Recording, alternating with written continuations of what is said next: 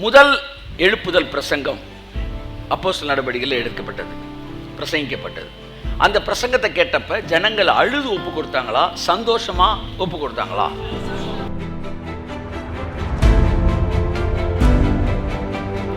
எல்லாரும் என்ன கவனிங்க, எழுப்புதல் பிரசங்கம்னா எல்லாரையும் அழ வைக்கிறதா, எல்லாரையும் அழுகையிலிருந்து, வருத்தத்திலிருந்தும், கஷ்டத்திலிருந்து விடுவித்து சந்தோஷமாக்குறதா? சொல்லுங்க.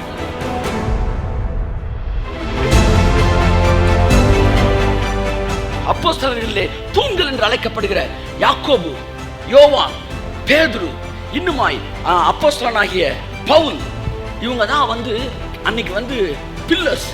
இவங்க எல்லாருமே ஒருமனப்பட்டு சிலுவையில் அறையப்பட்ட இயேசுவும் அதனாலே ஜனங்களுக்கு வருகிற ஆசீர்வாதமும் அதைத்தான் பேசினாங்க.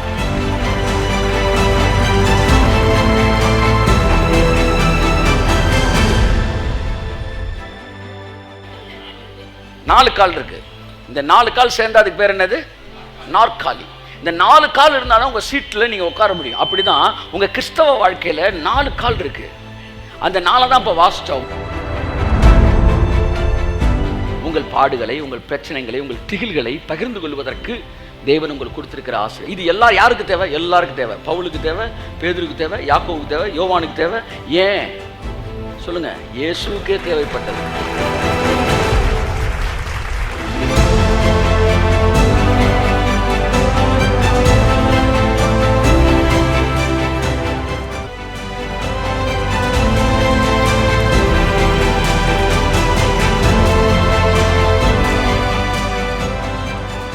போராட்டமும் உள்ளே பயமும் இருந்தது. இந்த பயம் எப்படி போச்சு பவுலுக்கு? ஃபாஸ்டிங் பண்ணி போச்சா, ஜெபம் பண்ணி போச்சா, எப்படி போச்சா? அடுத்த வசனம் வாசிங்க.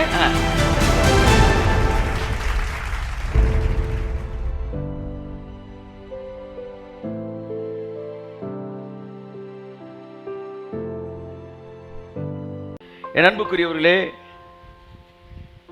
38 வருஷம் வியாதியா இருந்த ஒருவனை பார்த்து இயேசு கிறிஸ்து கேட்டார், "Do you want to get well?" நீ சுகமாக வேண்டும் என்று விரும்புகிறாயா என்று கேட்டார். அதற்கு அவன் சொன்னான், என்னை குளத்திற்கு கொண்டு செல்வதற்கு ஒருவரும் இல்லை என்று சொன்னான். அவன் சுகமாக விரும்பாதவன் அல்ல, ஆனால் அவன் சுகம் பெறுவதற்கென்று ஒரு டிசைன் வச்சிருந்தான். அவன் சுகம் பெறுவதற்கென்று அவன் மனது, அவன் சுகம் பெற வேண்டும் என்றால் குளத்துக்கு என்ன ஒருத்தன் கொண்டு போகணும், என்ன ஒருத்தன் குளத்தில் விடணும், அப்போ நான் சுகமாயிருவேன் அப்படின்னு ஒரு மைண்ட் செட் இருந்துச்சு. So my mind, it's connected with the pool. அதாவது குளத்தை பொறுத்து தான் அவன் விசுவாசம் இருந்தது. நம்முடைய வாழ்க்கையில் கூட நம்ம எல்லாரும் விசுவாசிப்போம். ஆனால் நம்ம விசுவாசம் எதன் அடிப்படையில் இருக்குன்னா, டாக்டர்ஸ் அவங்களுடைய ஒப்பீனியன், டாக்டர்ஸோடைய ஸ்கேன் ரிப்போர்ட்டு, டாக்டர் சொன்னது, இல்லை கவர்மெண்ட் என்ன சொல்லுது, இல்லை பொருளாதார புள்ளி விவரங்கள் என்ன சொல்லுகிறது, என் பிஸ்னஸில் எப்படி நான் வருவேன்றது. இப்படி நம்முடைய விசுவாசங்கள் எல்லாம் இவைகளை சார்ந்து, இவைகளெல்லாம் சரியானால் நான் சரியாயிரும் அப்படின்னு மைண்ட் செட்டில் இருக்கும். ஆனால் கர்த்தர் அவனை பார்த்து சொன்னார், அதெல்லாம் அப்படியே இருக்கட்டும், இதெல்லாம் வச்சு இப்போ நீ சுகமாக போகிறதில்ல, நீ சுகமாக விரும்புறியான்னு கேட்டார். அப்படின்னா என்ன அர்த்தம்னா, நீ இப்போ விரும்புறியா விரும்பலையா என்பதை பொறுத்து தான் இப்போ நீ சுகமாக போறியா இல்லையான்னு இருக்குதே ஒழிய, சூழ்நிலை இப்படி இருக்கிறதுனாலையோ இல்லாதனாலையோ இப்போ நீ சுகமாக போகிறத யாரும் தடுக்க முடியாது. ஒன்று, do you want to get well? நீ சுகமாகணும்னு விரும்புறியா? அவ்வளோதான். நீ விரும்பிட்டினா அதுக்கப்புறம் எந்த சக்தியும் தடை செய்ய முடியாது. Your future must be determined by your mind. That is what ruling over the world. இந்த உலகத்தை ஆளுகை செய்வது என்பது என்ன? ஒரு சேர்ல உட்காந்துட்டு கையில் ஒரு கம்பை பிடிச்சிட்டு உட்காந்துருக்கிறது ஆளுகை செய்வது, அது பாவக்குத்து நாடகம். நீங்க அப்படி ஆளுகை செய்ய சொல்லல. Your mind should determine how my life should be. You should not say what will happen. You must say what should happen. எப்படி சார், என்ன சார் நடக்கும் அப்படிலாம் நீங்கள் கேட்கக்கூடாது சார். என்ன நடக்கணும் நீங்கள் சொல்லணும் சார். ஆமாம், நீங்கள் சில அமர்ந்திருப்பதை பார்த்தா அடுத்து என்ன நடக்கும், என்ன நடக்குமா, என்ன நடக்கும்னு நீங்கள் சொல்லக்கூடாது. என்ன நடக்கணும்னு நீங்கள் சொல்லணும். ஆகவே நாளைக்கு எப்படி இருக்கும் என்பது காற்று போன போக்கில் வாழ்கிறவர்கள் வாழ்க்கை. துன்மார்க்கர் அப்படி இராமல் காற்று பறக்கடிக்கும் பதரை போல் இருப்பார்கள். கிழக்கிலிருந்து காற்று மேற்காய் வீசும்போது அந்த பதர் கிழக்கிலிருந்து மேற்காக போகும். மேற்கிலிருந்து கிழக்காக காத்தடிக்கும் போது அந்த காற்று மேற்கு அந்த குப்பை மேற்கிலிருந்து கிழக்காக பறக்கும். காத்தடிக்கிற பக்கமெல்லாம் நம்ம அந்த குப்பை பறக்கிற மாதிரி சூழ்நிலைக்கு ஏற்ற மாதிரி நம்ம சிந்திக்க கூடாது. நீதிமானோ அப்படி இராமல், ஆமென், அவன் நீர்க்கால்களோறும் நடப்பட்ட கனிதருகிற மரத்தை போல் இருப்பான். மரம் காத்தடிச்சோன்னு இங்க இருக்கிற மரம் நேரம் போய் அங்கெல்லாம் உட்காந்துராது. அது வேரூன்றி அது கீழே வேர்பட்டு மேலே கனி கொடுக்கக்கூடியதாக இருக்கிறது. ஆகவே நாளைய நாள் எப்படி இருக்கும் என்கிற மனநிலையில் அல்ல, நாளைய நாள் எப்படி இருக்க வேண்டும் என்கிற ஆளுகை செய்கிற மனநிலையோடு நீங்கள் இருக்க வேண்டும். So your future, it is based on your desire. குளத்துக்கு போகணும், ஆள் வரணும், அது வரணும், இது வரணும், இதெல்லாம் வந்தால் சுகமா? இதெல்லாம் இல்லை. நீ சுகமானு விரும்புகிறேன்னு மட்டும் சொல்லு. இப்போ குளத்துக்கே போக முடியும், நான் சுகமாக்குறேன்டாங்க. தேவன் அவர்கள் கடலை உலர்ந்த தரையாக மாற்ற பண்ணி ஆறுகளை கால்களினால் கடக்க பண்ணினார். இந்த உலகம் ஆற பரிசல் போட்டு கிடக்குது, படகு போட்டு கிடக்குது. ஆனால் தேவனுடைய பிள்ளைகள் பரிசலும் கிடையாது, படகும் இல்லை, எந்த எக்யூப்மெண்ட்ஸு கிடையாது, எந்த தேவையான உபகரணங்கள் இல்லாமல் வெறும் காலில் நடந்தாங்களாம். நான் சொல்கிறேன், ஆப்ரேஷன் இல்லாமல், இல்லை இந்த உலகத்தில் தேவையான மெடிக்கல் சப்போர்ட் இல்லாமல், இதெல்லாம் வச்சு இந்த உலகம் ஆற்ற கிடக்குது. நீங்கள் வெறும் காலில் கிடக்க போகிறீங்க, ஒன்றுமே இல்லாமல் கிடக்க போகிறீங்க. நாம ஆற்றை வெறும் காலில் அவர் என்ன செய்கிறார்கள்? கடக்கிறார்கள். வெறும் காலில் கிடக்கணும். எத்தனை பேர் விரும்புகிறீங்க? ஆமாம். இல்லை குளத்துக்கு போய் தான் அப்படின்னு சொல்ல போகிறீங்களா? இல்லை குளத்துக்கே அங்கே சுகமானவெல்லாம் தலையை தோட்டிட்டு தான் சார் வெளியே வந்தாங்க. ஆனால் ஒரே ஒருத்தன் தலையவே தோட்டாமல் உடம்பே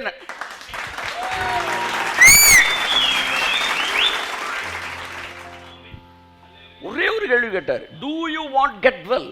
மெடிக்கல் ரிப்போர்ட் என்ன வேணாலும் சொல்லுது, டாக்டர் என்ன வேணாலும் சொல்லட்டும், என்ஜினியர்ஸ் என்ன வேணாலும் சொல்லட்டும், அட்வொகேட்ஸ் என்ன வேணாலும் சொல்லட்டும். Do you want? நீ விரும்புறியாப்பா? உன் வாழ்க்கை இப்படி இருக்கு, நீ விரும்புறியா? அவ்வளோதான் மேட்டர். ஏன்னா உன்னுடைய வாழ்க்கை என்பது உன்னுடைய விருப்பத்தின் அடிப்படையில் தான் அமைக்கப்பட முடியுமே ஒழிய மற்றவர்கள் விருப்பத்தின் அடிப்படையில் அல்ல. That is what the power of your mind, power of your imagination. இப்படித்தான் என் வாழ்க்கை இருக்கணும் என்று கட்டளையிட வேண்டிய இடத்தில் இருக்கிறாய் ஒழிய எப்படி நடக்குமோ என்கிற இடத்துல நீங்க இல்லை. அதை புரிஞ்சுக்காங்க. அதனால தான் சிந்திக்காமலே மனுஷன் போகிறனால தான் 2 ட்ரில்லியன் செல்ஸ் இருக்கிற பிரெயின் பிறக்கிறப்ப வளர்ந்த பிறகு 1 ட்ரில்லியன் இருக்குது. 1 ட்ரில்லியன் உதிர்ந்து போச்சு. இது எதுக்கு தெரியுமா கொடுத்துருக்கிறாரு? என்னுடைய வல்லமையை நீ எப்படியெல்லாம் பயன்படுத்திக்க போகிற. கை தட்டுங்க. அதை நான் சொன்னேனே, ஒரு கார் கம்பெனிக்கு நீங்கள் போனீங்கன்னா அந்த கார் எவ்வளோ ஸ்பீடாக போகுது, எவ்வளோ மைலேஜ் கொடுக்குது, எவ்வளோ வேகமாக போகும் எல்லாம் கேளுங்க, எல்லாம் சொல்லுவாங்க. இது இப்படி போகும், இப்படி போகும், இப்படி போகும். எப்படி போகும்னு கேட்டிங்கன்னா அவன் தெளிவாக சொல்லுவான். ஆனால் எங்கே போகணும்னு கேட்டால் அது நீங்கள் தான் சார் சொல்லணும். அப்படித்தான் தேவனுடைய வல்லமையை பற்றி கேளுங்க, சொல்லுவார். தேவனுடைய வரங்களை பற்றி கேளுங்க, சொல்லுவார். தேவன் ஐஸ்வர்யத்தை கேளுங்க, சொல்லுவார். எப்படி போகணும்னு கேளுங்க, சொல்லுவார். ஆனால் எங்கே போகணுன்றது நீங்கள் தான் சார் சொல்லணும்.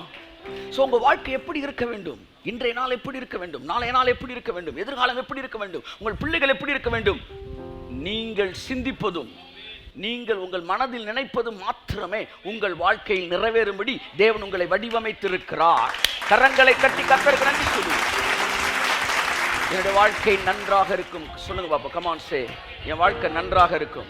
என்னுடைய வாழ்க்கையின் ஒவ்வொரு பகுதியும் வியாதி இல்லாததாய், வேதனை இல்லாததாய், கவலை இல்லாததாய், கண்ணீர் இல்லாததாய், அழுகை இல்லாததாய், புலம்பல் இல்லாததாய் நான் இயேசு கிறிஸ்துவின் நாமத்தில் இருக்க வேண்டும் என்று சொல்லி நான் கட்டளை கொடுக்கிறேன். நான் அமிதமாக வடிவமைக்கிறேன். அது மாத்திரமே என் சிந்தனையில் இருந்து என் வாழ்க்கைக்குள் கடந்து செல்லுவதாக. கரங்களை தட்டி கர்த்தருக்கு நன்றி சொல்லுவோம். ஆமென், ஆமென், ஆமென், ஆமென். இந்த உலகத்தின் எல்லா சக்திகளை விட மிக மேலான சக்தி என்ன தெரியுமா? நீங்க விரும்புறது தான். உங்க விருப்பம் தான் இருக்கிறதுல பெரிய சக்தி. அதனால கர்த்தர் சொன்னார், ஜெபங்களில் எவைகளை விரும்புகிறீர்களோ. So why prayer? Prayer is the place where you declare your desires. ஜெபத்துக்கு ஏன் தெரியுமா அவ்வளவு பவர் இருக்கு அப்படின்னு சொல்றாங்கன்னா, ஜெபம் என்கிற இடம் உங்கள் விருப்பங்களை எஸ்டாப்ளிஷ் பண்ணுகிற இடம். நீங்கள் இதை விரும்புகிறேன் என்று டிக்ளேர் பண்ணுகிற இடம். நீங்க விரும்பிட்டீங்கன்னா முழு பரலோகம் அதை செய்து முடிக்க ஆயத்தமா இருக்கிறது. அதனால எல்லாம் சாமி கையில் இருக்கு சார். சாமியே உங்க கையில் தான் இருக்கிறாரு. ஆமென் சொல்லுங்க. ஆமேன், ஆமேன், ஆமேன்.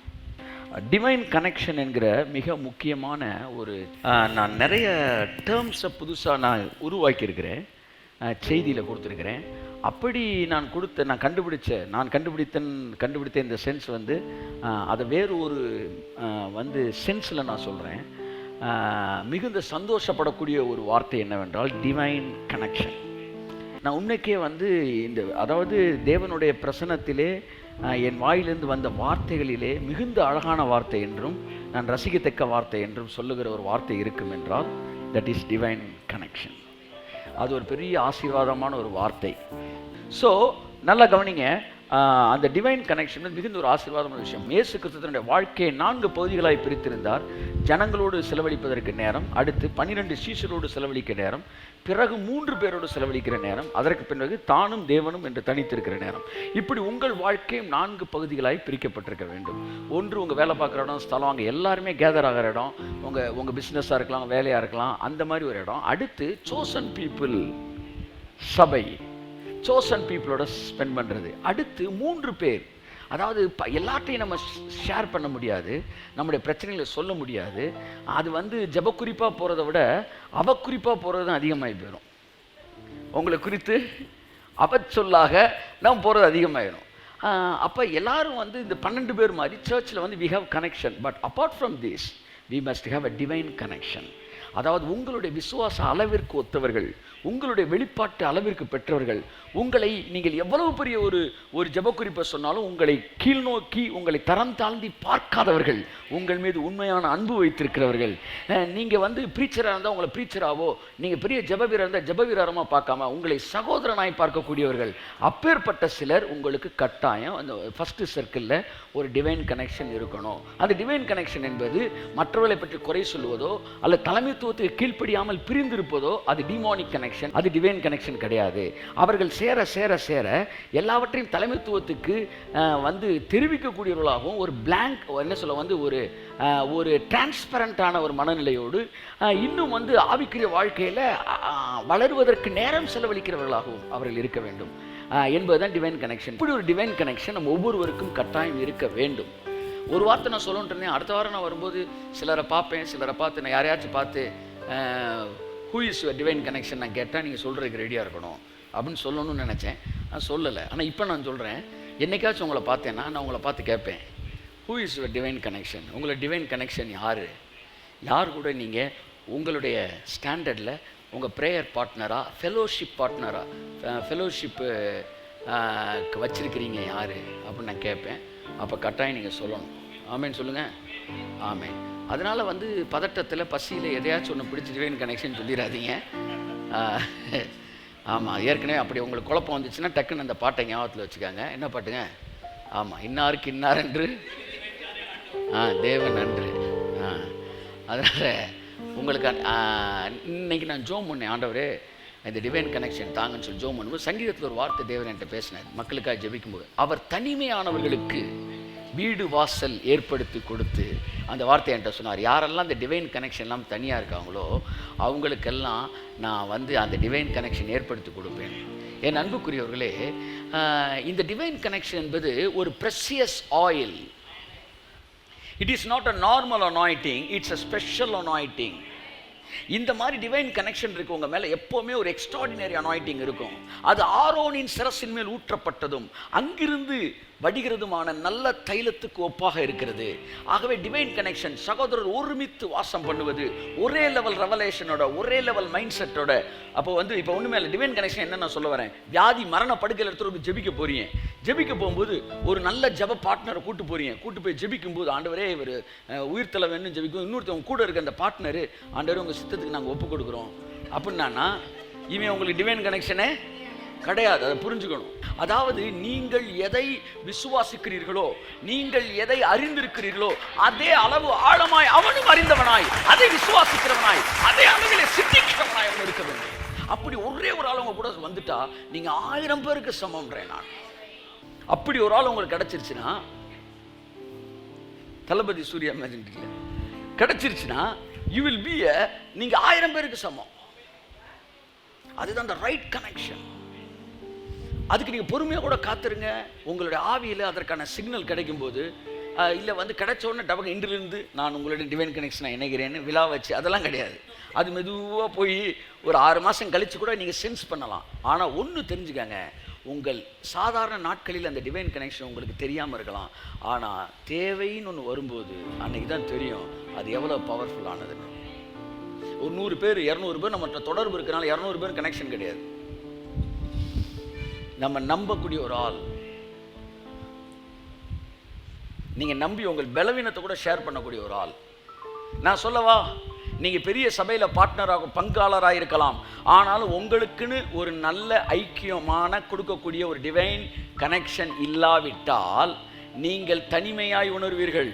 பிரச்சனை நேரங்களில் ஒரு சபையே இருந்தாலும் 500 பேர் இருக்க சர்ச்சாக இருந்தால் கூட பிரச்சனை நேரத்தில் நீங்கள் தனியாக ஃபீல் பண்ணுவீங்க. ஆனால் என்னைக்கு உங்களுக்கு ஒரு நல்ல டிவைன் கனெக்ஷன் இருக்குதோ அன்னைக்கு நீங்கள் சர்ச்சில் யாருமே இல்லாட்டினா கூட நீங்கள் தைரியமாக ஃபீல் பண்ணுவீங்க. டிவைன் கனெக்ஷனை உட்காந்து ஊர் கதையை பேசுகிறதோ மற்றவர்களை பற்றி வெளிப்படையாக பேசுறதில்லை. உங்களை அதுவும் ஒரே நாளில் அது வர்றது கிடையாது. நீங்கள் போக போக உங்கள் நம்பிக்கை கேட்டப்போ தான் ஷேர் பண்ண ஆரம்பி. இயேசு கிறிஸ்துவுக்கு அந்த டிவைன் கனெக்ஷன் தேவைப்பட்டது. அவர் வியாகுலப்படவும் திகிலடையவும் துவங்கினார். அவங்க முன்னாடி பயந்தாராம். ஆனால் அந்த 9 பேர் முன்னாடி அவர் பயப்படலை. ஏன்னா இவர் பயந்தாருன்னா அவன் அதுக்கு மேலே பயந்துருவான்னு நினைச்சாரு என்னன்னு தெரியல. அதனால ஜனங்களை அங்கே நிப்பாட்டிட்டு 12 பேரை கூப்பிட்டு கெத்செமனேக்கு வந்து இந்த 12 பேர் 9 பேர் ஒரு இடத்துல நிப்பாட்டிட்டு 3 பேரை கூட்டிட்டு போய் அவர்களிடத்திலே வியாகுலப்பட துவங்கினார். அதற்கு பிறகு அங்கிருந்து தனியாக தேவனிடத்தில் வந்து தேவனோடு பேசுகிறார். இங்கேயும் சில விஷயத்தை மறைக்கிறார். இங்கேயும் எல்லாத்தையும் பேச முடியாது. இதுக்குங்கிட்டு தேவன்கிட்ட மட்டும் பேசக்கூடிய விஷயங்கள் இப்படி அழகாக தேவன் செப்பரேட் பண்றார். என் அன்பான தேவனுடைய பிள்ளைகளே, உங்கள் வாழ்க்கையிலே வயதானவர்கள் இருந்தால் ஏழையாக இருந்தாலும் பணக்காரனாக இருந்தாலும் சிறியவராக இருந்தாலும் பெரியவராக இருந்தாலும் உங்களுடைய மனதில் இருக்கிற காரியங்களை சொல்லி ஜெபிப்பதற்கு அப்போஸ்தலர் நடவடிக்கைகள் 2ஆம் அதிகாரம் 41-42. அவனுடைய வார்த்தையை சந்தோஷமாய் ஏற்றுக்கொண்டவர்கள் ஞானஸ்தானம் பெற்றார்கள். அன்றைய தினம் ஏறக்குறைய 3000 பேர் சேர்த்துக் கொள்ளப்பட்டார்கள். முதல் எழுப்புதல் பிரசங்கம் அப்போஸ்தலர் நடவடிக்கையில் எடுக்கப்பட்டது, பிரசங்கிக்கப்பட்டது. அந்த பிரசங்கத்தை கேட்டப்ப ஜனங்கள் அழுது ஒப்பு கொடுத்தாங்களா, சந்தோஷமா ஒப்பு கொடுத்தாங்களா?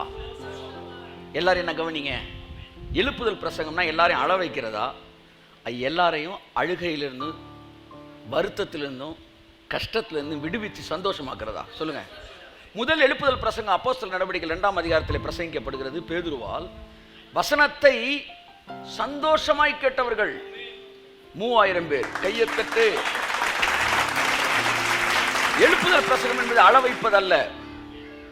அள வைக்கிறது ஒரு பெரிய விஷயமே கிடையாது. ஏன்னா ஏற்கனவே நம்ம அழுதுகிட்டு தான் இருக்கிறோம். இங்கே லைட்டாக தூண்டி விட்டால் போதும், உங்களை அள வச்சிடலாம். சிவாஜி கணேசன் உங்களை அள வைக்கிறார், கமல்ஹாசன் உங்களை அள வைக்கிறார். இவங்களாம் அதுக்காண்டி எழுப்புதல் பிரசங்கி கிடையாது. அப்போ அழுது ஒப்பு கொடுக்கிறது தானே எழுப்புதல் பிரசங்கி. ஆம், எஸ்ரா பிரசங்கித்த போது ஜனங்கள் அழுதார்கள், மோசே பிரசங்கித்த போது ஜனங்கள் அழுதார்கள், யோசுவா பிரசங்கித்த போது அழுதார்கள். பழைய ஏற்பாட்டில் எழுப்புதல் பிரசங்கம் அழ வைக்கிறது, புதிய ஏற்பாட்டில் எழுப்புதல் பிரசங்கம் அழுகையிலிருந்து விடுவிப்பது. கரங்களை தட்டி கர்த்தர் கண்டு சொல்லுவோம்.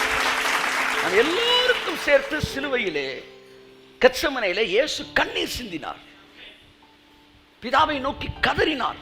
இனி மனுக்குலத்தில் ஒருவன் கூட இப்படி கதறக்கூடாது என்பதற்காக நம் எல்லோருடைய கதறலையும் ஒட்டுமொத்தமாய் சேர்த்து கெத்செமனேயிலே இயேசு கதறி முடித்தார். ஆகையால் நாம் சந்தோஷமாய் வசனத்தை ஏற்றுக்கொண்டு ரட்சிக்கப்படுகிறோம். ஸோ இங்கே ரட்சிப்பு என்பது சிரிச்சுக்கிட்டே தான் உள்ள வந்தாங்க. ஆஹா, இந்த இயேசு எனக்கு தேவைன்னு. இவங்களோட என்னன்னா சிரிச்சுக்கிட்டே வந்தா அது நிற்காது, அழுதுகிட்டே வந்தா ஸ்ட்ராங்காக நிற்கும். என்ன கொடுமை சார் இது. ஆனால் that is not the sign of revival. இங்கே ஒரு பெரிய ரிவைவல் நடந்திருக்கு. வசனத்தை சந்தோஷமாக கேட்டாங்களாம். சார், எங்களுக்காக இயேசு எல்லாவற்றையும் சிலுவையிலே செய்து முடித்தபடினால் நாங்கள் பாவங்களிலிருந்து, வியாதியிலிருந்து, வறுமையிலிருந்து, சாபங்களிலிருந்து நாங்கள் விடுவிக்கப்பட்டிருக்கிறோம். கரங்களை தட்டி கர்த்தர் கரங்களை சொல்லுவோம். சந்தோஷமாக ஏற்றுக்கொண்டவர்கள் எண்ணிக்கை 3000 பேர். இந்த 3000 பேரும் வசனத்தை சந்தோஷமாக ஏற்றுக்கொண்டார்கள். புதிய ஏற்பாட்டின் செய்தி என்பது சந்தோஷமான செய்தி. காஸ்பல் என்றால் நற்செய்தி என்று அர்த்தம். நற்செய்தி என்றால் உன்னுடைய கடன்கள் அடைக்கப்பட்டிருக்கிறது, உன்னுடைய சாபங்கள் முறிக்கப்பட்டிருக்கிறது என்று அர்த்தம். அல்ல, நற்செய்தி எப்படி அழுதுகிட்டே நீங்க சொல்லுவீங்க? நற்செய்தி எப்படி நீங்க அழுதுகிட்டே சொல்ல முடியும்? உங்களுக்கு குழந்தை பிறந்திருக்குன்னு எப்படி அழுதுகிட்டே சொல்ல முடியும்? உங்களுக்கு கடன் அடைஞ்சிருச்சுன்னு எப்படி அழுதுகிட்டே சொல்ல முடியும்? ஆகவே புதிய ஏற்பாட்டு செய்தி முற்றிலும் வித்தியாசமானது. பழசையும் புதுசையும் தேசத்தை கம்பைன் பண்ணுறதோட விளைவு நான் சொல்கிறேன். வசனத்தை கேட்டு ரட்சிக்கப்பட்ட 3000 பேராம். இந்த 3000 பேர் அதுக்கப்புறம் எப்படி ரூட்டட் ஆனாங்க, அதான் நீ பேச போகிறேன். எப்படி they were rooted in Christ. வசனத்தை வாசிப்போம். அவர்கள் அப்போஸ்தலருடைய உபதேசத்திலும். இந்த ரட்சிக்கப்பட்டவங்க தரித்திருந்தார்களாம். 42 கடைசி வார்த்தை என்ன சொல்லுது? தரித்திருந்தார்கள். அப்படின்னா ஸ்ட்ராங் அதுல நின்னாயலாம். எதுல? 4 விஷயத்துல. அந்த 4ஐயும் வாசிங்க. அவர்கள் அப்போஸ்தலருடைய உபதேசத்திலும். எல்லாரும் சொல்லுங்க. பரிசேய உபதேசத்தில் அல்ல. எல்லாம் சொல்லுங்க. பரிசேயர் உபதேசத்தில் அல்ல. சொல்லுங்களேன். அப்போஸ்தலர்களுடைய உபதேசத்தில். 1. 2வது அந்யோன்யத்திலும் ஃபெலோஷிப், டிவைன் கனெக்ஷன். அந்யோன்யத்திலும் அப்பம் பிட்குதலிலும் கம்யூனியன், அப்பம் பிட்குதலிலும். 3. அது 4 ஜெபம் பண்ணுதலிலும். 4வது ஜெபம் பண்ணுதலிலும் உறுதியாய் தரித்து இருந்தார்கள். கை தட்டுங்க. The 4 pillars of a successful Christian life. ஒரு சேருக்கு 4 கால் இருக்கு பாருங்க. நீங்க உட்கார்ந்திருக்க சேருக்கு எத்தனை கால் பாருங்க, நல்லா கன்ஃபார்ம் பண்ணிக்க. அது குனிஞ்சு எண்றீங்க ஒரு ஆள். 4 கால் இருக்கு. இந்த 4 கால் சேர்ந்தா அதுக்கு பேர் என்னது? நாற்காலி. இந்த 4 கால் இருந்தால் தான் உங்கள் சீட்டில் நீங்கள் உட்கார முடியும். அப்படி தான் உங்கள் கிறிஸ்தவ வாழ்க்கையில் 4 கால் இருக்குது. அந்த 4 தான் இப்போ வாசித்தோம். 1 அப்போஸ்தலருடைய உபதேசம், 2வது அந்யோன்யம், 3வது அப்பம் பிட்குதல், 4வது ஜெபம் பண்ணுதல். இப்போ அந்யோன்யம் ஒன்று இருக்கு பாருங்க, ஃபெலோஷிப்பு. அது வேற, ஜெபம் பண்ணுதல்ன்ற தனியா வருது. அப்ப ஜெபம் பண்றது வேற, அந்யோன்யம் வேற. கைத்தட்டு. ஆமென். ஃபெலோஷிப் வேற. அப்ப ஃபெலோஷிப்ன்றது இட்ஸ் வாட் டிவைன் கனெக்ஷன். 1 அப்போஸ்தலர் உபதேசத்தில் இருந்தார்கள். ரட்சிக்கப்பட்டவர்களாம் கைதுக்கு ஆமென் சொல்லுங்களேன். நல்லா கைதுக்கு ஆமென் சொல்லுங்களேன். மிக தாழ்மையாக உங்கள்கிட்ட சொல்றேன், நீங்க ஒரு விஷயத்தில் தரிச்சிருக்கணும். அது எந்த உபதேசத்தில் தெரியுமா? அப்போஸ்தலர் உபதேசத்தில். ஆமா, மோசே உபதேசத்தில் இல்ல, நெகேமியா உபதேசத்துல இல்ல. இந்த உலகத்துல எழுப்புதல்னு சொல்லி இந்த மன்றாட்டு ஜெபம், கதறலு, கண்ணீர்ன்றாயில, இந்த உபதேசத்துல இல்ல. இது எல்லாம் ஓல்டு கவர்னன்ட் வந்து ஐட்டங்கள். இயேசு கிறிஸ்து சிலுவையில் இட் இஸ் ஃபினிஷ்டுன்னு சொன்னதுக்கு கிரீக் மீனிங் என்ன சொல்றாங்க? It is expired. எது எக்ஸ்பயர்டு? இன்னைக்கு பேசிட்டு இருக்காங்க, listen, expired. It is expired. கண்ணீரோடு கூட எக்ஸ்பயர்டு. இதெல்லாம் காலாவதி மருந்துகள். நல்லா தெரிஞ்சுக்கணும். நீங்கள் இந்த உபதேசத்தில் நிலைச்சு நிற்கக்கூடாது. நீங்கள் அப்போஸ்தல உபதேசத்தில் நிலைத்திருக்க வேண்டும். ரட்சிக்கப்பட்ட கிறிஸ்தவர்கள் புதிய உடன்படிக்கையில் இருக்கிறவர்கள் அப்போஸ்தலர் உடன்படிக்கையில் தான் இருக்க வேண்டும். அப்போஸ்தலர் உபதேசத்தில் தான் இருக்க வேண்டும். அப்போ ஏன் பைபிள் வந்து ஸ்ட்ரெஸ் பண்ணி சொல்லுது அப்போஸ்தலர் உடன்படிக்கைனா? இதுக்கு முன்னாடி பரிசேயர்கள் பண்ணின உபதேசம் வேற, புளித்தமாவின் உபதேசம் வேற, சுயநீதியின் உபதேசம் வேற. நீ எவ்வளவுக்கு எவ்வளவு வந்து நீ வந்து முயற்சி எடுக்கிற அவ்வளவுக்கு எவ்வளவு உனக்கு நடக்கும்ன்றதுலாம் வேற. அந்த உபதேசத்துல இவங்க இல்லாம அப்போஸ்தலர்கள் உபதேசம் பண்ணாயலாம். அது என்னன்னா, எல்லாருக்கும் சிலுவையில இயேசு செய்து முடித்தார் என்கிற the finished work. என் அருமையான தேவனுடைய பிள்ளையே, அப்போஸ்தலர்கள் எதை உபதேசித்தார்கள்? அதுதான் இப்ப நான் உங்கள்கிட்ட பேசுறேன். அப்போஸ்தலர் எதை உபதேசித்தார்கள்? வாசிப்போம். 1 கொரிந்தியர் 1ஆம் அதிகாரம் 23ஆம் வசனம். அப்போஸ்தலர்கள் எதை உபதேசித்தார்கள்? நாங்களோ சிலுவையில் அறையப்பட்ட கிறிஸ்துவை பிரசங்கிக்கிறோம். சிலுவையில் அறையப்பட்ட கிறிஸ்துவை பிரசங்கிக்கிறோம். கைகளை தட்டி ஒரு அல்லேலூயா சொல்லுங்க. அப்போஸ்தலர்கள் எதை பிரசங்கித்தார்கள்? சொல்லுங்களேன். நான் வாசிக்கிறேன், தப்பா வாசிக்கிறேன், ரைட்டா வாசிங்களேன். நாங்களோ கிறிஸ்துவை பிரசங்கிக்கிறோம். ரொம்ப முக்கியமான வார்த்தை. நாங்க இயேசுவை பேசலப்பா, சிலுவையில் அறையப்பட்ட இயேசுவை பேசுறோம். அப்படின்னா எங்க சப்ஜெக்ட் இயேசு சிலுவையில் அறையப்பட்ட போது என்ன நடந்தது, அந்த உபதேசத்தில் நிலைத்து நிற்க வேண்டும். ஆமா, சும்மா அம்மா பிள்ளைன்னு கேட்டா அம்மா பிள்ளை, அப்பா பிள்ளையா அப்பா பிள்ளை, மண்டையில போட்டு நறுக்குன்னு நீ பக்கத்து ஸ்டேட்ல பிறக்க வேண்டிய ஆளு, சந்தர்ப்பவாதி. அம்மா பிள்ளையானா அதுக்கும் தலையாட்டுறது, அப்பா பிள்ளைனா அதுக்கும் தலையாட்டுறது. எல்லாமே உங்க உபவாசத்தில் தானே. ஆமே, அங்க போன அங்கேயும் பாதி பேர் இருக்க அழுதுகிட்டு இருக்கிறாங்க. ஆண்டவரே இங்கிட்டு வந்தா இயேசு முடிச்சிட்டார் ஆமேன்ற. என்ன நீ அம்மா பிள்ளையா அப்பா பிள்ளையா? ஆனா அவர்கள் அப்போஸ்தல உடன்படிக்கையிலே தரித்திருந்தார்கள். அப்போஸ்தல உடன்படிக்கை என்பது என்ன? கிரேக்கர் ஞானத்தை தேடுகிறார்கள். ஹீப்ரு வந்து கிரீக்குன்னு ஒரு குரூப் சுத்திக்கிட்டு இருக்காங்க. இன்னொரு பக்கம் போனா அற்புதம், அடையாளம், கூட்டம் கூடுது, இருந்துட்டு போகுது. யூதர்கள் அடையாளத்தை தேடுகிறார்கள், கிரேக்கர் ஞானத்தை தேடுகிறார்கள். நாங்களோ சிலுவையில் அறையப்பட்ட இயேசுவை பிரசங்கிக்கிறோம். ஏதோ நாள் அற்புதம் நடந்த உடனே நாங்க டக்குனு உபவாசம் வந்து கண்ணீர் கவலை வந்து புலம்பல் அழுக வைத்து பிடிச்சு சுருண்டு விழுகிறது. ஏன்னா நடக்குது அப்படின்னு போயிட மாட்டோம். ஏன்னா நாங்கள் அடையாளங்களை பேசுகிறோம்ல. நாங்கள் சிலுவையில் அறையப்பட்ட இயேசுவை பிரசங்கிக்கிறோம். நாங்கள் யூதருக்கு இடரலாயும் கிரேக்கருக்கு பைத்தியமாயும் இருக்கிறோம். கிரீக் பேசுறவனுக்கு எங்களை பார்த்தா பைத்தியமா தெரியுது. யூதர்கள் பக்தி மார்க்கம் உள்ளவர்களை பார்த்தா நாங்கள் இடரலா இருக்கிறோம். எங்களை போட்டு கொண்டுகிட்டு இருக்கோம். இதோ சபைக்கு இடரலாக ஒரு கூட்டம் வந்து விட்டது. ஆமா, கரெக்டா நாங்கள் வந்துட்டோம். இப்பதான் நாங்கள் கரெக்டான ஆளு. ஏன்னா உனக்கு நான் இடரலா இருந்தா தாண்டா நாங்கள் அப்போஸ்தல உபதேசம். அப்போஸ்தல உபதேசம் என்பது இயேசு முடித்ததை பிரசங்கிப்பது. எல்லாம் சொல்லுங்க நாங்களோ. வலது கையை உயர்த்தி சொல்லுங்க நாங்களோ. கமா நாங்களோ. அப்படின்னா என்ன அர்த்தம்? அப்படின்னா என்ன அர்த்தம்? எல்லாரும் மாதிரி நாங்க இல்லைன்னு அர்த்தம். நாங்களோன்னா அவங்களாம் வேறன்னு அர்த்தம். எல்லாரும் தைசான்னு சொல்லும்போது நானோ அப்படின்னா என்ன அர்த்தம்? நீ பிரியாணி சொல்ல போறீங்கன்னு அர்த்தம்.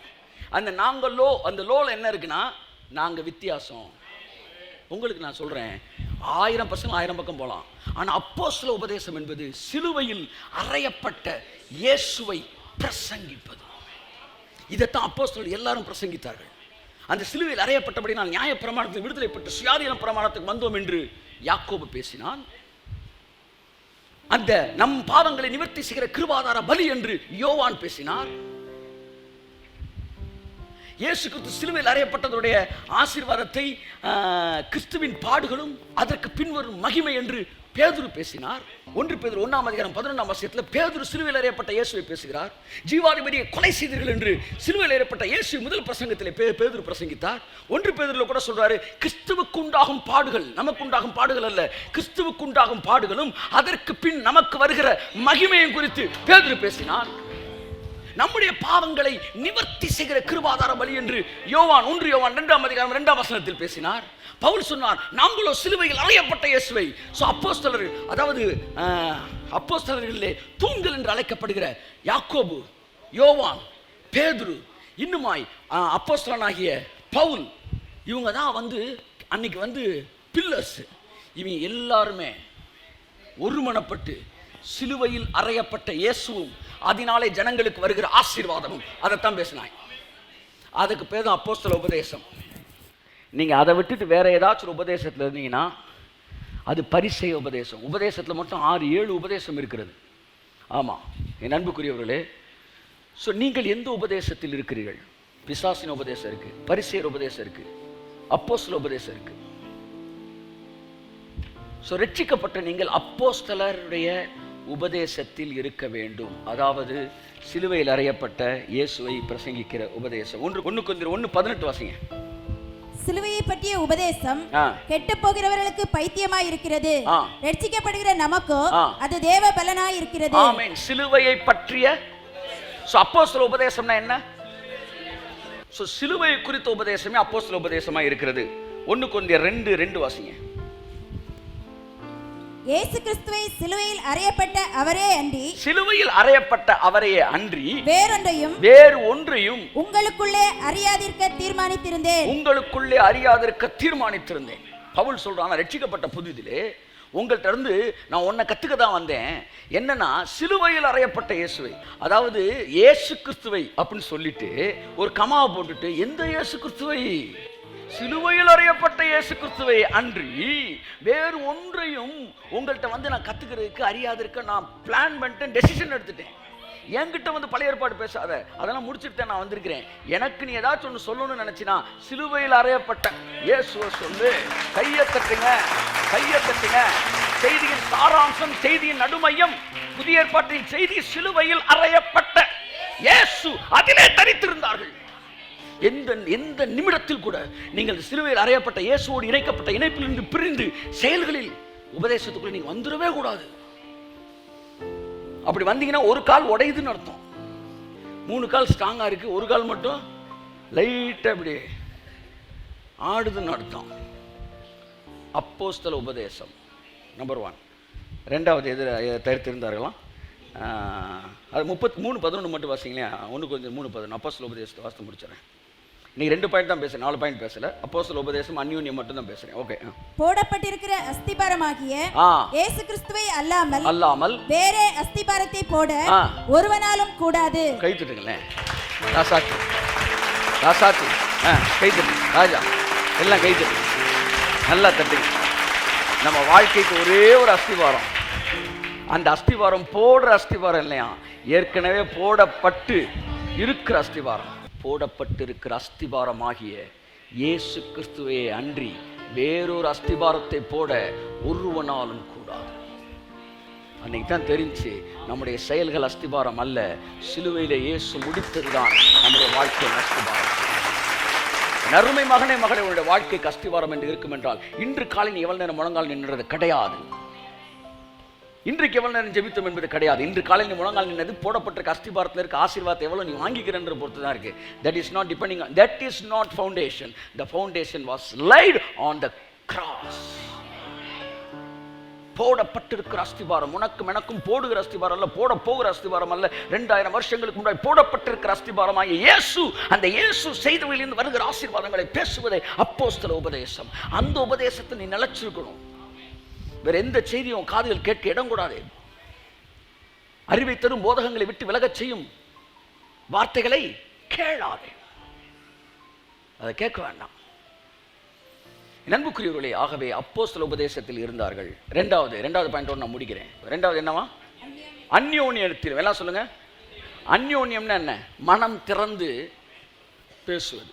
அந்யோன்யம் ரொம்ப சென்சிட்டிவான ஒரு வேர்டு. இதை எல்லாத்தையும் நீங்க வச்சிட முடியாது. அந்யோன்யம்ன்றது ரொம்ப ஒரு டிவைன் வேர்டு. எல்லாரும் சேர்ந்திருக்கிறது ஃபெலோஷிப்பு. ஆனால் அந்யோன்யம் என்பது எல்லாத்தையும் அந்யோன்யமா என்ன செய்ய, எல்லாத்தையும் நம்ம அன்பா பேசலாம், ஆனால் சிலர்கிட்ட தான் அந்யோன்யமாக பேசுவோம். அப்படி ஒரு டிவைன் கனெக்ஷன் தேவன் உங்களுக்கு தருவார்னா, that is a blessing from God. உங்கள் பாடுகளை, உங்கள் பிரச்சனைகளை, உங்கள் திகில்களை பகிர்ந்து கொள்வதற்கு தேவன் உங்களுக்கு கொடுத்திருக்கிற ஆசை. இது யாருக்கு தேவை? எல்லாருக்கும் தேவை. பவுலுக்கு தேவை, பேதுருக்கு தேவை, யாக்கோவுக்கு தேவை, யோவானுக்கு தேவை. ஏன் சொல்லுங்க? இயேசுக்கே தேவைப்பட்டது. ஆமென். பவுலும் தன்னுடைய வாழ்க்கையில் பயந்த நாட்கள் உண்டு. சில நேரம் பிரச்சனைகள் வரும்போது அந்த டிவைன் கனெக்ஷனை நீங்கள் பார்க்கும்போது தான் உங்களுக்கு மிகப்பெரிய ஆறுதல் வரும். இல்லாட்டி இந்த சபையில் நீங்கள் உட்காந்துருந்தா கூட சபையின் வார்த்தைகள் உங்களுக்கு உற்சாகம் மூட்டும், ஆனால் இந்த ஜனங்கள் உங்களுக்கு ஒரு நாள் உற்சாகம் மூட்ட மாட்டாங்க. இந்த கூட்டத்தில் நீங்கள் தனியாக தான் ஃபீல் பண்ணுவீங்க. ஆனால் இந்த கூட்டத்தில் ஒரே ஒருத்தர் உங்களுக்கு ஒரு டிவைன் கனெக்ஷன் இருந்தாருன்னா நீங்கள் பயங்கர நிறைவுள்ளவர்களாக இருக்கும்.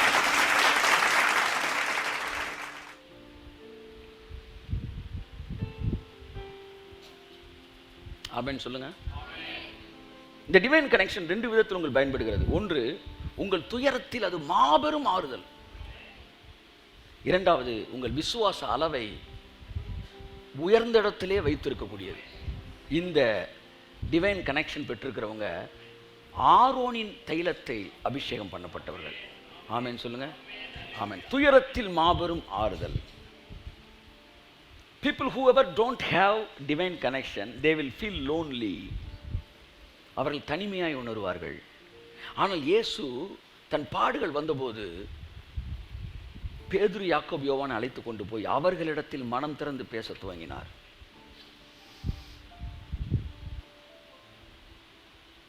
உங்கள் பிரச்சனை நேரங்களிலே அவர்கள் உங்களுக்கு சாதாரண ஆறுதலாய் அல்ல, நம்பிக்கையோடு கூடிய ஆறுதலாய் இருப்பார்கள். ரொம்ப முக்கியமான, இந்த உலகத்தான் நமக்கு சாதாரண ஆறுதல் சொல்லுவான், ஆனால் இவர்கள் உங்களுக்கு நம்பிக்கையை கொடுப்பார்கள். அவங்க பிரசன்ஸே உங்களுக்கு ஒரு ஹோப்பை தரும். கர்த்தர் எனக்கு நல்லது செய்வாரா என்கிற ஒரு ஹோப்பை தரும். உங்களுக்குள்ள இருக்கிற விசுவாசத்தை அது உயர்த்தக்கூடியதாக இருக்கும். வாசிப்போம் 2 கொரிந்தியர் 7ஆம் அதிகாரம் 5, 6, 7 என்று நினைக்கிறேன். எப்படி என்றால், நாங்கள் மக்கதோனியா நாட்டிலே வந்தபோது, நாங்கள் மக்கதோனியா, அதாவது தெரியாத ஏரியா, கத்தோனி மக்கத்தோனி அந்த மாதிரி ஒண்ணுமே தெரியல, எல்லாம் நியூ ஐலாண்டு மாதிரி இருக்கு. மக்கதோனியா நாட்டுக்கு வந்தபோது எங்கள் சரீரத்திற்கு இளைப்பாறுதல் ஒன்றுமில்லாமல், பவுல் எழுதுறார், சார் நான் உங்களுக்கு இளைப்பாறுதலை தருவேன் என்று சொன்ன இயேசுவின் சீஷனாகிய பவுல் சொல்றார், எங்கள் சரீரத்துக்கு இளைப்பாறுதல் ஒன்றுமில்லாமல் எப்பக்கத்திலேயும் உபத்திரவப்பட்டோம், புறம்பே போராட்டங்களும் உள்ளே பயங்களும் இருந்தன.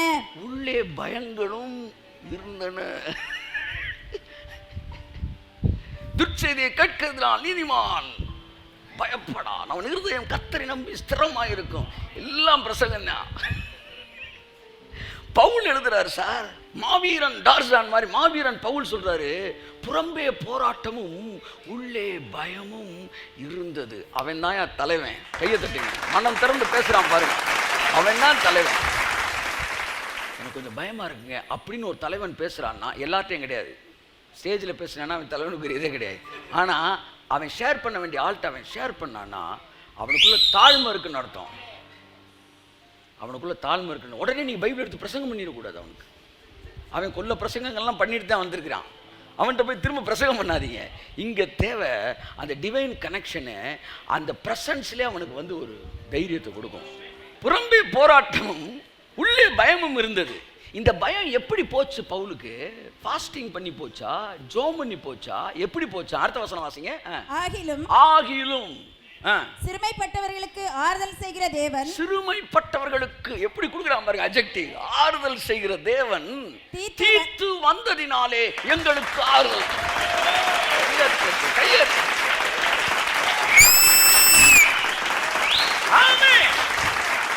தீத்து லீடரா, பவுல் லீடரா? ஆனா தீத்து வந்தனால பவுல் ஆறுதல் அடைஞ்சானா? அதான் கையை தட்டு. That is what Christian life. That is what Christian life. நாங்களாம் லீடரு, நாங்களாம் ஜபத்தில் வானத்தையே. சிறுமைப்பட்டவனுக்கு ஆறுதல் செய்கிற தேவன் தீத்து வந்ததினாலே எங்களுக்கு ஆறுதல் செய். That is what divine connection. புறம்பே போராட்டம் இருக்கிறதா, உள்ளே பயம் இருக்கிறதா? இந்த நேரங்கள்ல அந்த அந்யோன்யம் இருக்கு பாருங்க. சரியான நபர்கள் நீங்க உங்கள் அருகில் வந்து நிற்கும் போது அந்த பயங்கள் விலகுகிறது. தேவனுடைய பிரசன்னம் உங்களை நிரப்புகிறது. அடுத்த வசனம் வாசிமா. அவன் வந்ததினாலே மாத்திரமல்ல, அவன் வந்ததினாலே மாத்திரமல்ல, உங்கள் வாஞ்சையையும் உங்கள் துக்கிப்பையும் என்னை பற்றி உங்களுக்கு உண்டான பக்தி வைராக்கியத்தையும் அவன் கண்டு உங்களால் அடைந்த ஆறுதலை அவன் எனக்கு தெரியப்படுத்தினதினாலும் நானும் ஆறுதல் அடைந்து, நான் பயந்த நானு ஆறுதல் அடைந்து அதிகமாய் சந்தோஷப்பட்டேன். கையை தட்டுங்க சார். தீத்து வந்ததினாலே நான் ஆறுதல் அடைந்தேன். ஆமென் சொல்லுங்க. 2 கொரிந்தியர் 2ஆம் அதிகாரம் 11ஆம் வசனம், 12ஆம் வசனம், 13ஆம் வசனம். The need of a divine connection. The church needs a divine connected people. ஆமென், ஆமென். வாசிங்க. நான் என் சகோதரனாகிய தீத்துவை காணாததினாலே என் ஆவிக்கு அமைதல் இல்லாதிருந்தது.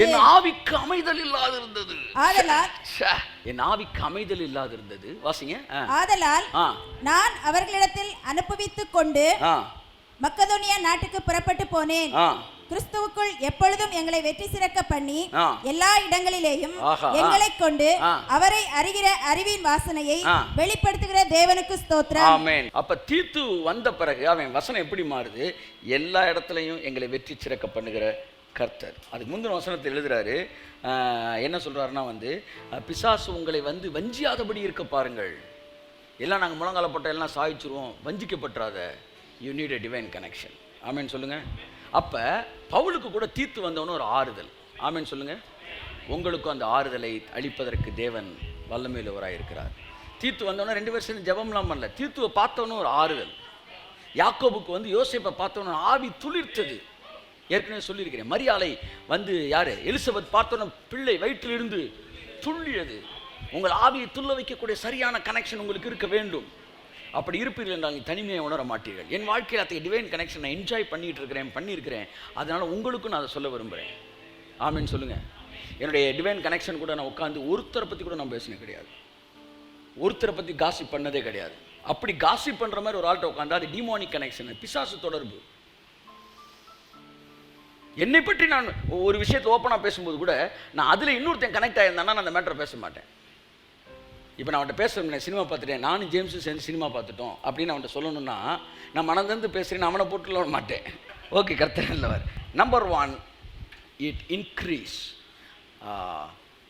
யுவர் என்ன சொல்ல, இட் கம்ஃபர்ட்ஸ் யூ. உங்களை ஆறுதல் படுத்தும், நம்பிக்கையோடைய ஆறுதல் படுத்தும்.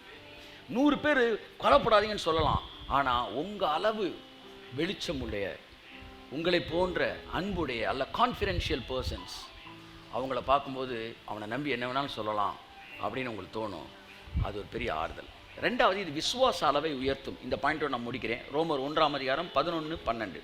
உங்களிலும் என்னிலும் உள்ள விசுவாசத்தினால் உங்களோட கூட நானும் ஆறுதல் அடையும் படிக்கும் உங்களை காண வாஞ்சையாய் இருக்கிறபடினாலே. பாருங்க, உங்களிலும், உங்கள்கிட்ட விசுவாசம் இருக்கு, அடுத்து என்கிட்ட விசுவாசம் இருக்கு.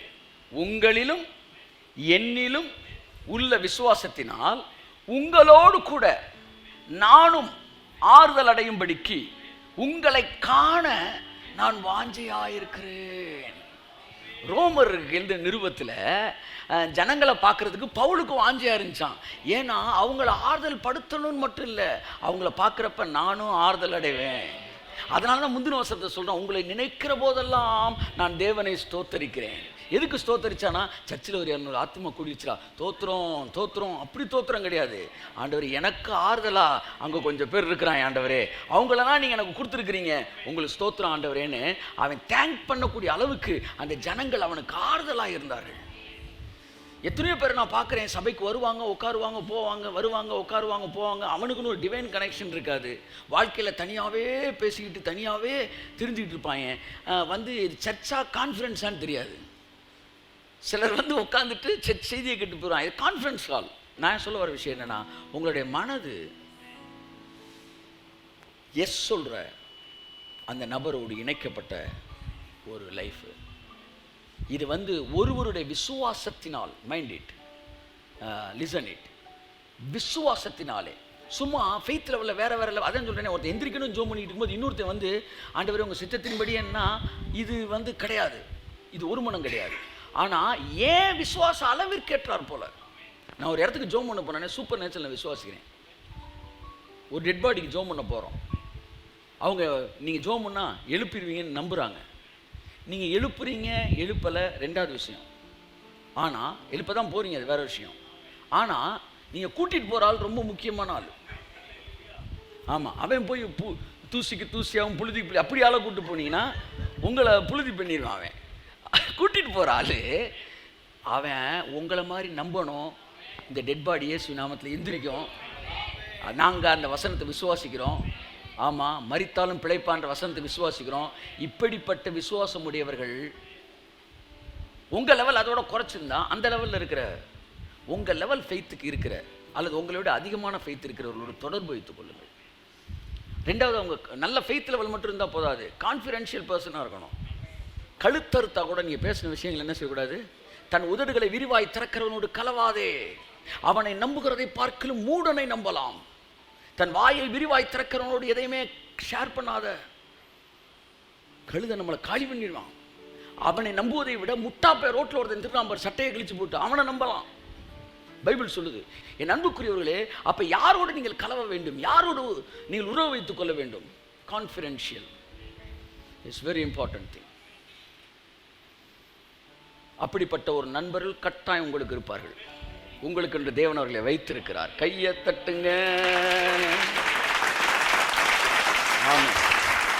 அப்போ இந்த மாதிரி ஆட்களோட சேர சேர அவங்க ஃபெய்த்தை பார்த்து உங்கள் ஃபெய்த்து கூடுமா, உங்கள் ஃபெய்த்தை பார்த்து அவங்க ஃபெய்த்து கூடுமா, உங்கள் ஃபெய்த் அப்படியே சஸ்டெயின் பண்ணிகிட்டே இருப்பாங்க. பாருங்க, ஒன்று நடக்கலைன்னா கூட ஏன் நடக்கலை அப்படி பேசுகிறவங்க கூட இருக்கணும். அதை விட்டுட்டு சரி நம்ம எதிர்பார்த்தது தானே மனசில் அடிச்சுட்டு ஆமாம் என்னமோ வாங்க ஒரு டீயை குடிச்சு வீட்டுக்கு போவோம் அப்படின்றவனோட நம்ம பழக்கம் வச்சுக்கக்கூடாது. வாய்ஸ் ஆஃப் ஹீலிங் அப்படின்னு ஒரு பெரிய டீம் 1950 இருந்துச்சு. இந்த வேர்ல்டு ரெக்கார்டில் பயங்கரமாக ஹீலிங் அனாயிண்டிங் பூமிக்குள்ளே பூந்து அடித்து தரைமட்டமாக்கி ஒரு பட்டணத்தையே வியாதியே இல்லாத பட்டணமாய் மாற்றக்கூடிய அளவிற்கு மிகப்பெரிய பட்டணங்களாக சுகமானது கதைகள் 1950 நடந்தது. Voice of healing 150 healing ministers இருந்தாங்க அந்த வாய்ஸ் ஆஃப் ஹீலிங் அந்த ஃபெலோஷிப்பில். அது இருந்தவங்க சாதாரண ஆள் கிடையாது. T.L. ஆஸ்பான், ஓரல் ராபர்ட், ஸ்மித் விகில்ஸ்வர்த் கிடையாது, ஈவான் ராபர்ட்ஸ், வந்து வில்லியம் மரியம் பிரென்ஹாம், அம்புட்டு பேரும் அரக்கைங்க வந்தாங்கன்னா அப்படியே இடத்தையே தலையில தூக்கி விட்டு போயிடுவாங்க. Such a mighty man. 1950 இவங்க எல்லாம் வாய்ஸ் ஆஃப் ஹீலிங்னு ஒரு பேனர் கீழே இருந்தாங்க. வேற நாடுகள் வேற ஒரு ஊர்களை சார்ந்தவர்கள், ஆனாலும் எல்லாருக்குமே ஒரு கான்டாக்ட் இருக்கும். உள்ளே வந்தால் அற்புதமெல்லாம் அந்த வாய்ஸ் ஆஃப் ஹீலிங் மேகசினில் இவங்க எல்லாருமே எழுதுவாங்க. எழுதுனா கண்ணை எல்லாரும் கண்ணெல்லாம் உருவாகும், கையில் கை வளரும். ஜாக்கோ, A. ஆலன் இவங்க எல்லாம் பார்த்தீங்கன்னா 200 கிலோ வெயிட்டோட வந்து நிற்பாங்க ஸ்டேஜில். இந்த நேம் ஆஃப் ஜீசஸ் ஹீல்னோன்னா அப்படியே சர்ன்னு குறைஞ்சி 50 கிலோ ஆயிடுவாங்க. அவ்வளோதான். இது கிடையாது, என்ன கிடையாது, ஜிம்மு கிடையாது, ஸ்லிம் சென்டர் கிடையாது. அப்படியே ஓ ப்ரைஸ் தேங்க்யூ ப்ரைஸ் காட் அப்படின்ட்டு இடுப்பில் பேண்ட்டை மட்டும் டைட்டாக பிடிச்சிக்கணும். அப்படியே முன்னே தேங்க்யூன்ட்டு அப்படியே போயிடுவாங்க. கண் ஒரு பையனுக்கு கண் இல்லை சார். அந்த மேகசினில் நான் வாங்கி பைண்ட் பண்ணி வச்சிருக்கிறேன். 1950 போட்ட அந்த மேகசினை ஃபுல்லாக ஒரு காலத்தில் நான் போய் சர்ச் பண்ணி எடுத்து அதில் கண்ணே இல்லை ஒருத்தனுக்கு. அவனுக்கு பிளாஸ்டிக் ஒரு சும்மா ஆர்டிஃபிஷியல் ஐதான் வச்சுருந்துருக்காங்க ஒரு அளவுக்காக. அதை எடுத்துகிட்டு ஒரிஜினல் கண் அப்படியே உருவாயிருக்கும். வில்லியம் பிரன்ஹாம் வந்து நின்றான்னா அவர் மேலே அப்படியே வந்து என்ன நிற்கும், ஒரு மேகம் நிற்கும். இன்றைக்கி வர அந்த அந்த அவுட்ஸ்டாண்டிங் மிராக்கிள்ஸை பார்க்க முடியல. நேற்று அதை பற்றி யோசித்து கொண்டு இருந்தபோது அதற்கு பின்னால் ஒரு ரகசியம் இருக்குது தெரியுமான்னு கேட்டார் கர்த்தர். என்ன ஆண்டவர், என்ன 150 பேர் ஒரே இடத்துல இருந்தான் பாரு, அதுதான் ரகசியம். என்னன்னா இப்போ நான் ஒரு ஹீலிங் மினிஸ்டர்னா நான் தனியாக போய் ஒத்த குரங்கா வேலை பார்த்துக்கிட்டு இருந்தேன்னா நான் எந்த அற்புதத்தை தெரியுமா பார்க்குறேன், நான் செஞ்ச அற்புதத்தை மட்டும் தான் பார்க்குறேன். ஆனால் நான் 2 பேர் சேர்ந்து இருக்கும்போது என் கண்ணு நான் செஞ்ச அற்புதத்தையும் பார்க்குது, அவன் செஞ்ச அற்புதத்தையும் பார்க்குது. அதனால என் விசுவாசம் வேகமாக வளருது. நாங்கள் 10 பேராக இருக்கும்போது, ஒரே மாதிரி ஹீலிங் மினிஸ்டர்ஸ் 10 பேர் இருக்கும்போது நான் செஞ்ச அற்புதத்தை என் கண்ணு பார்க்குது, 10 பேர் செஞ்ச அற்புதத்தையும் பார்க்குது. ஆகவே தேவன் உயிரோடு கூட இருக்கிறார் என்கிற விசுவாசம் எனக்கு அதிகமாக வளர்கிறது. 150 பேர், அத்தனை பேரும் ஜாயன்ஸ். சும்மா ஏப்ப சாப்ப கிடையாது, இடுப்பு வலி வயிறு வலி கிடையாது. அதான் சொன்னேன், உதிர்ந்த 2 பேர் ஓரல் ராபர்ட் டிஎல்ஆஸ் பாடினா பார்த்துக்காங்க. 50 பேர் அரக்கைங்க சார். இவங்க எல்லாம் சேர்ந்து ஒரே மேகசின் அப்படி புரட்டி படிக்கும்போது ஒவ்வொருத்தையும் மூலமாக நடந்த அற்புதத்தை பார்க்கும்போது செத்து போன கூட விசுவாசம் வந்துருன்றேன். அது 150 பேர் ஒருமனப்பட்டார்கள் பாருங்க. அங்கேதான் ஒருவரால் உங்கள் விசுவாசத்தினாலே நானும் என்னுடைய விசுவாசத்தில் நீங்களும் ஆறுதல் அடைந்தீர்கள் என்ற வார்த்தை. நான் ஒரு கால் ஃபார் பண்ணுறேன். எல்லாமே ஹீலிங் மினிஸ்ட்ரி இருக்குன்னு நீங்கள் விசுவாசிக்கிறீங்க எல்லாம் இயேசு நாமத்தில் கனெக்ட் ஆகுங்க. ஸ்டார்ட் பண்ணுவோம் இயேசு நாமத்தில். அடுத்த வாய்ஸ் ஆஃப் ஹீலிங் தொடங்கட்டும். கைத்தட்டு இயேசு நாமம். ஆதி அப்போஸ்தலர் காலத்திலே அந்த அந்யோன்யம் இருந்தது. இன்றைக்கு மாபெரும் சாபக்கேடு, கிறிஸ்தவம் சிதறுண்டு கிடக்கிறது. ஏக யோசனை, ஏக சிந்தனை இல்லை. அத்தனை பேர் ஒன்றை நம்பினாதானே ஒன்றை விசுவாசிக்க முடியும், ஒன்றை விசுவாசத்தானே ஒருமனப்பட முடியும். இருவர் ஒருமனப்பட்டால் ஒழிய ஒருமித்து நடக்க முடியுமா என்று தீர்க்கதரிசி கேட்கிறான். 2 பேர் ஒரே ரெவலேஷன் அக்செப்ட் பண்ணாதானே சார் ஒரு பக்கம் நடக்க முடியும். நான் தேவன் உன்னை தூக்கி விடுகிற தேவன் பிரசங்கம் பண்ணிட்டு இருக்கேன், ஒருத்தன் குழியில போடுறவன் பிரசங்கம் பண்ணிட்டு இருக்கான். எப்படி ஒருமனப்பட முடியும்? எப்படி ஒருமித்து நான் வாசம் செய்ய முடியும்? அப்ப 4 பேர் ஒரே விஷயத்தை ஒரே லைட்ல இருக்கணும். அறிவிலும் விசுவாசத்திலும் நீங்கள் ஒருமனப்பட்டவர்களாகி, அப்ப அறிவுல ஒரே விஷயத்தை ஒரே விஷயத்தை ஏற்றுக்கொண்டாதான் ஒரே அளவு விசுவாசிக்க முடியும். அந்த உலகத்தை நாம் உருவாக்குவோம் என்று சொல்லுகிறேன். நமக்குள்ளே இந்த அறிவிலும் ஒருமனப்பாட்டு விசுவாசத்தில் ஒருமனம் உண்டாவதாக நம்ம எல்லாரும் விசுவாசிப்போம். தேவன் வியாதியற்றோர் உலகத்தை தான் படைக்க விரும்புகிறார் என்பதை விசுவாசிப்போம். மரித்தோரை எழுப்ப விரும்புகிறார் என்று விசுவாசிப்போம். இளம் வயது மரணத்தை தேவன் விரும்பவில்லை என்பதை புரிந்து கொண்டு விசுவாசிப்போம். நிச்சயமாய் நம்முடைய உலகத்திலே இவைகள் நடக்க ஆரம்பிக்கும் என்று நான் சொல்லுகிறேன். கரங்களை தட்டி கர்த்தருக்கு நன்றி சொல்லுவோம். நல்ல பைபிள் சொல்லுது, பூமியில இருவர் ஒருமனப்பட்டால் ஜெபத்துக்கு முன்னாடியே பரலோகத்திற்கு பிதாவின் அவர்களுக்கு அருளப்படுகிறது. ஆதி அப்போஸ்தலர்கள் அப்போஸ்தல உபதேசத்திலும், ஆதி கிறிஸ்தவர்கள் அப்போஸ்தல உபதேசத்திலும் அந்யோன்யத்திலும். நல்லா தெரிஞ்சுக்கங்க, 2 உபதேசத்தில் இருக்க அந்யோன்யத்தில் இருக்க முடியாது. எல்லாரும் ஒரே உபதேசத்தில் இருந்தால் தான் எல்லாரும் அந்யோன்யத்தில் இருக்க முடியும். அந்த அந்யோன்யத்தினால் உங்கள் விசுவாசம் வளரும். உங்கள் துயரத்தில் உங்களுக்கு ஆறுதல் உண்டாகும்.